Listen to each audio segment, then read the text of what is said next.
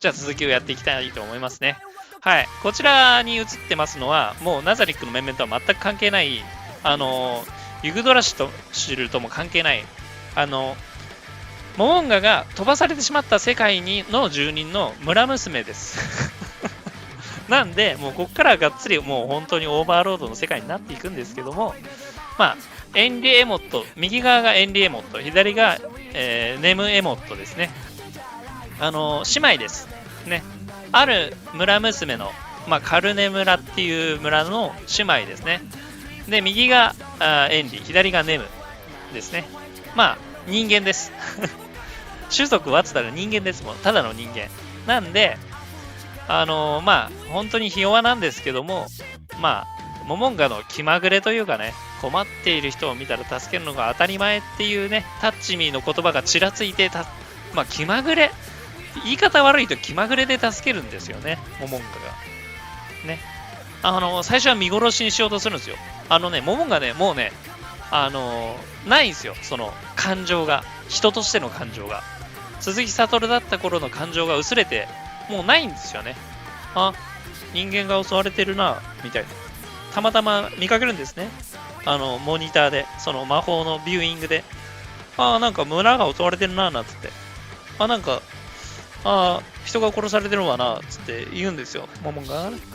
で、今まさに村娘が、なんか、逃げてるね。このまま行ったら殺される。どうしますか、モモンガ様なんて言われてね。別に見過ごすよみたいなこと言うんですけど、いや、待てと。ね、ちょっとタッチミがちらつくんですね。自分も助けられたことがあったな、なんつってね。じゃあ、ちょっと行ってみようかな、つって、行くんですよね。ゲートなんつって。わーっつって移動するんですね。で、そこで気まぐれで助けるのが、この右側のエンリ・エモットなんですよね。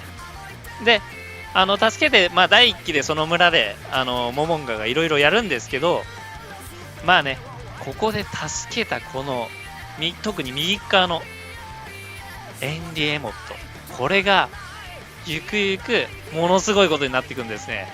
それが、後にアニメでも描かれるんですけど、ものすごい、ここで助けたことによって、ものすごい進展を見せるわけですね。分かってる方は分かってると思いますけど、ゴブリンがものすごい、ゴブリンがものすごいことになるわけですよ。エンリ姉さんなんて言われたりしてね。はい。そこはね、ゆくゆくやっていこうと思いますけどね。ゴブリン軍団を呼び寄せるわけですよね。もうフラグになるわけですよ。ここで助けることが。ゲームにおける大事なフラグですよね。フラグが立つわけですね。はい。もう、語り出したらきりないな。これ、エンリだけで語ったって多分動画一つ作れますよ。はい。なんで、この辺にしときたいと思いますけど。ね。じゃあね、次の、次はこちらですね。冒険者のブリタさんですね。ブリタって言いますね。ものすごい脇役なんですけど、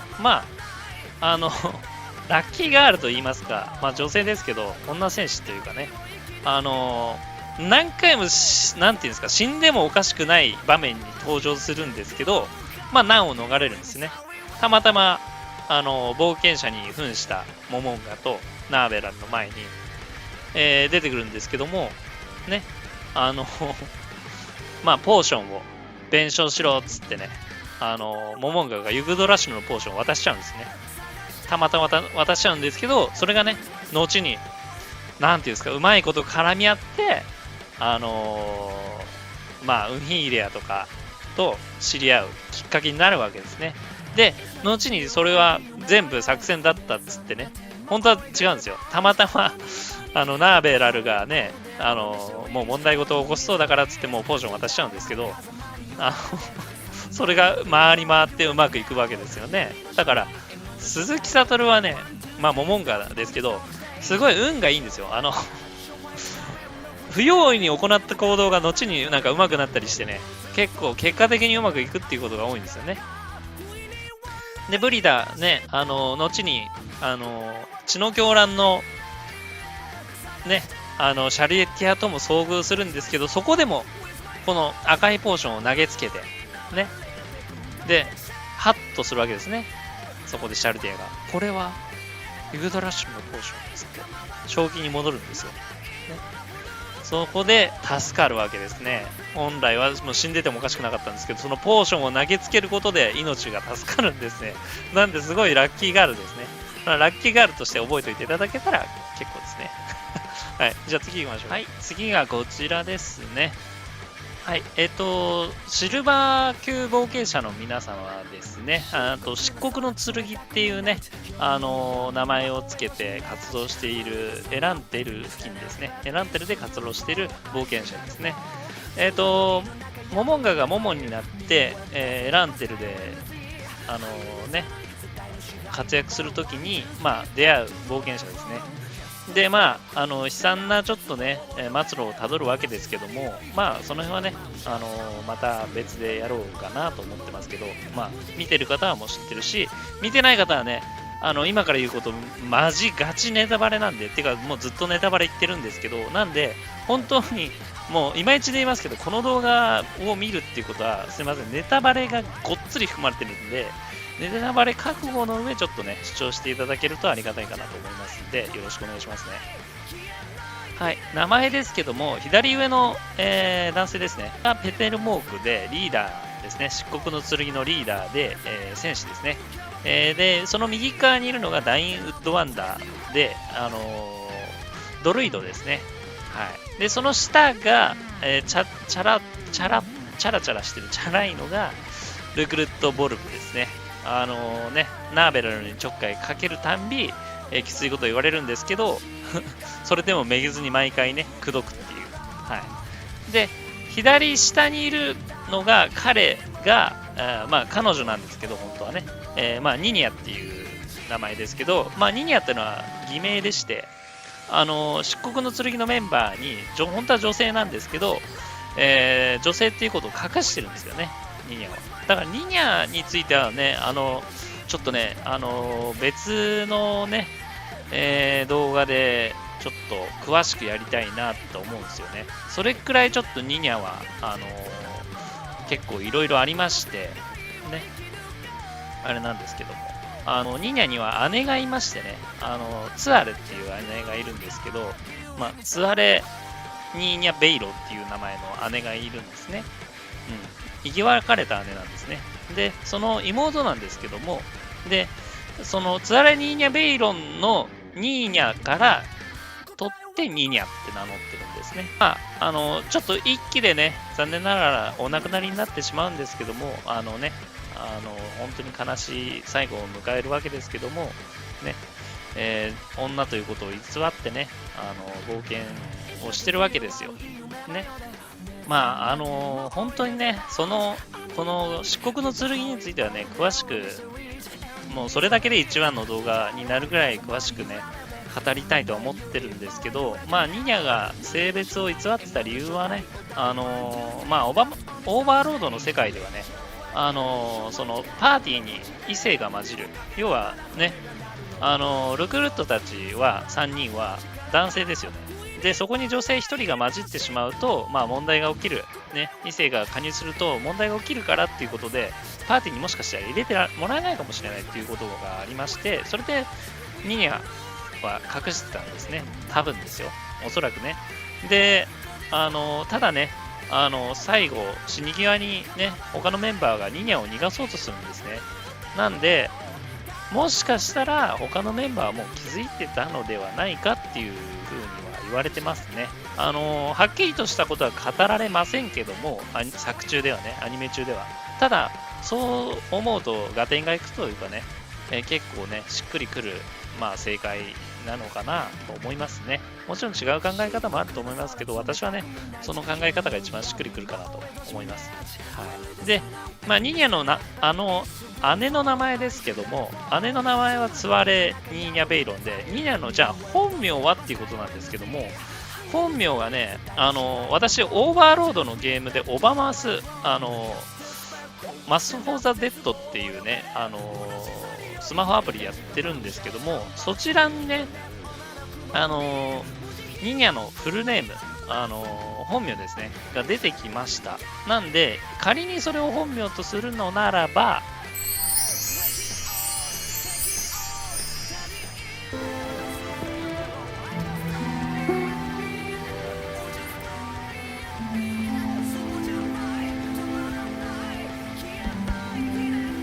セリーシア・ベイロンっていうね、名前になってますね。一応セリーシア・ベイロンっていうのが、ニニャの本名のようですね。なんでセリーシア、セリと呼ばれることがあるようですね。セリーシア・ベイロンがニニャの本名だそうです。はい、ということでね、本当にニニャだけで、下手すりゃマジでニニャだけで一つの動画作れるぐらいになっちゃうんで、ちょっとね、この辺にしておきたいと思います。はい、じゃあ次行きましょうか。名前とね、もともとその名前と、軽い、なんていうんですか、情報だけで次に行こうかなと思ってたんですけどね。切りないんで次行きましょうか。はい、次ですね。はい、次はこちらですね。左側がンフィーレア・バレアレ。言いづらい名前ですね。ンフィーレア、んですよ。ンフィーレア・バレアレ。で、右側がリージー・バレアレですね。リージー・バレアレは左のンフィーレアの、祖母にあたりますね。おばあちゃんですね。一期では、ンフィーレアが結構ね、ひどい目に遭うんですよ。なんでかっていうと、ンフィーレアは特殊なタレント持ちでして、タレントっていうのも、このオーバーロードの世界で、なんていうんですかね、生まれ持った才能かっていうのがありまして、タレント持ち。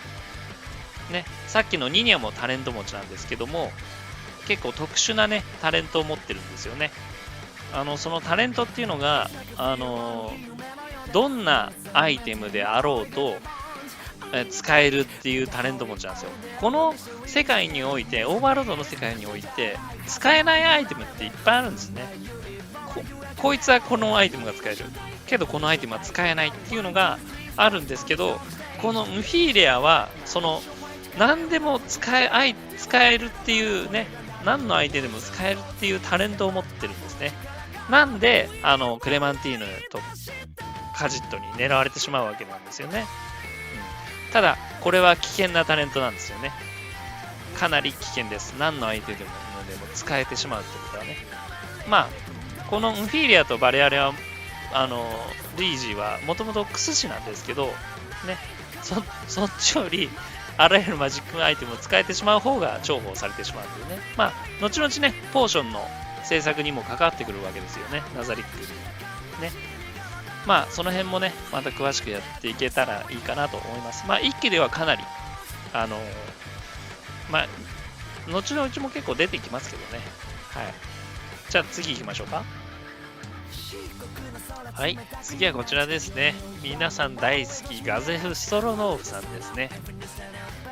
後ろにいるのは副長と、兵士たちですけども、王国、リエスティゼ王国の、王国戦士長になりますね。王国騎士団の戦士長になります。ね。実力がかなりね、あるんですけども、一期の本当に、最初の方にね、モモンガがね、カルネ村の住民を助けたことで遭遇するわけですね。でそこに2軍たちがやってきて、戦闘になるわけですけども、そこで、モモンガが手を貸して、そこでね、結びつくわけですね。本当にそうやってね、ちょっとずつ関わっていくわけですよ。3期ではね、悲しいことになりますけども、それはなんだろうな、モモンガはもう人ならざるものになってるということでね、本当に気分次第でってことなんですね。気分次第でっていうか、ね、自分たちに利があるかどうかでしか判断しないのでね、ナザリックの面々は。はい、そういうことですね。ガゼフについてもまたね、別のシーンがありますんで、そういったところで語っていけたらいいかなと思います。はい、次ですね。はい、続いてはこちらですね。2軍グリッドルーインさんですね。2軍さんですね。スレイン王国の、報国って呼ばれてますけど、スレイン王国っていう国の、6色聖典が一つの陽光聖典の隊長ですね。ちょっと複雑なんですけど、その辺のね、組織とかもゆくゆくはやれたらいいなと思うんで、詳しくは言いませんけども、スレイン王国っていう国の六色聖典っていう、なんていうんですかね、特殊部隊、特殊工作部隊っていうんですかね、部隊の、陽光聖典っていう一つのその聖典って言われてるもののグループの隊長ですね。それがこの2軍さんですね。2軍グリッドルインさんですけども、まあ、見てもらって分かる通り、悪役面ね、悪人面じゃないですか。まあ、本当にね、この、なんていうんですか、悪そうな顔、プラス、まあ、声優さんの声も相まってアニメではね、悪い感じが出てるんですよ。ね。ただね、まさかのね、アインズとね、ばったり会って戦うことになるんですけども、ね、最初は舐めてかかるわけですよね。なんだお前はと。ね、勝てるわけないだろ、俺にと。六色聖戦隊長だぞ、こっちとら、みたいな感じで来るんですけど、何にも攻撃が効かないんですよね。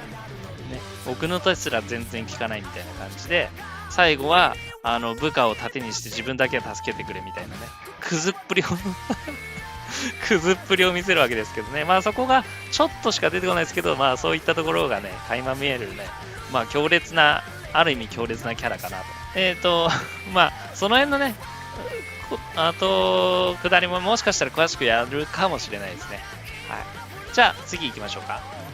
はい、次はこちらですね。左と右いますけど、左のおじいちゃん、右のね、まあ美女って言ったらあれだけどまあ女の人、女性いますけど、左がね、カジット・デイル・バダンテールさんですね。まあ読みづらいね。カジット・デイル・バダンテール。まあカジットって覚えていただければいいですけど、カジットさんですね。まあ、悪そうな顔してるでしょ。悪いんですよ。もう見た目通り悪い人間でして、まあもう見た目からして悪いでしょ。ね、見た目からして悪いんですけど、悪いんですよ。ね。まあ、なんで、スレイン報告の人間なんですけど、まあ、ズーラーノーンっていうテロリスト集団っていうか、教団っていうかあるんですけど、そのうちの12皇帝と呼ばれる、まあ、なんていうんですか、組織メンバーがいまして、そのうちの一人ですね。まあ、右もズーラーノーンの一人なんですけど、まあ、ゆくゆくやっていきますけど、まあ、そのうちの一人で、まあ、ある目的があってね、大量のスケルトン、アンデッドをね、召喚して街に侵攻させるわけですけども、そこにいた、まあ、モモンですね。まあ、アインズですけど、アインズがエランテに来る仮の姿がモモンっていうんですけど、モモンに、まあ、モモンが居合わせたせいで、モモンとナールですね。居合わせたせいで、その計画は、破綻するんですけどね。なんだろう、その計画というかは、詳しくやっていこうと思いますね。アニメの1期を振り返りながら、どうせ解説、考察していきたいと思ってるんで、その詳しい部分はね、そこでやりたいと思います。まあ、まあ、なんていうんですかね、キャラクターとして覚えておくというのは、カジット・デイル・バダンテールっていう名前だっていうのと、ズーラーノーンっていう組織の一人ってことですね。はい。それを覚えておいていただければいいかな。じゃあ、次、右の、女ですね。右の女性ですけども、こちらがクレマンティーヌさんですね。クレマンティーヌはまあ、もう有名ですよね。もしかしたら左のカジットさんは知らない人多いかもしれないですけど、右のクレマンティーヌは有名な人です。はい。まあ、アニメ一期では、まあ、死んでしまうんですけど、なんだろう、アニメの一期で死ぬとは思えない、なんて言うんだろうね、存在感と言いますかね、あるんですよね。で、アニメの一期に出てくるまでにもいろいろもちろんやってたっていうね、こともあるんで、オーバーロードのいいところというか、面白いところは、そこなんですよ。そのキャラクター一人一人が何をしていたとか、どういう位置取りだとか、どこの組織にいたとか、どこの国から来たとか、ね、そういう設定が全部しっかりしてるんですよね。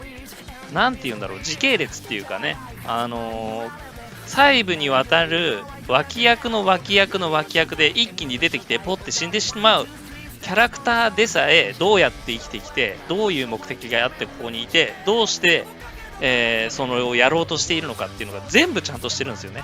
それがまた面白いんで、この考察をやってみようと思ったんですね。なんで、面白いんですよ。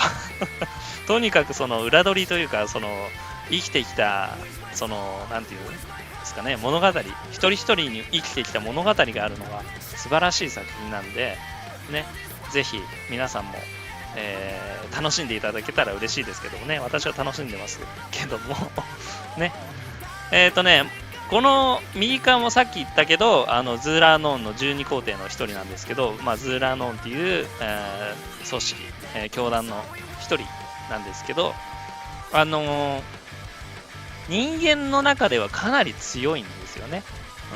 アインズと比べちゃうとってなるんですけど、人間の界の中ではもうアダマンタイト級のね、冒険者でアダマンタイト級って言われるのが最上位なんですけども、その中でも活躍できる、その中の人たちとも渡り合えるぐらいの強さを持ってますね。かなり人間界の中では強いですね。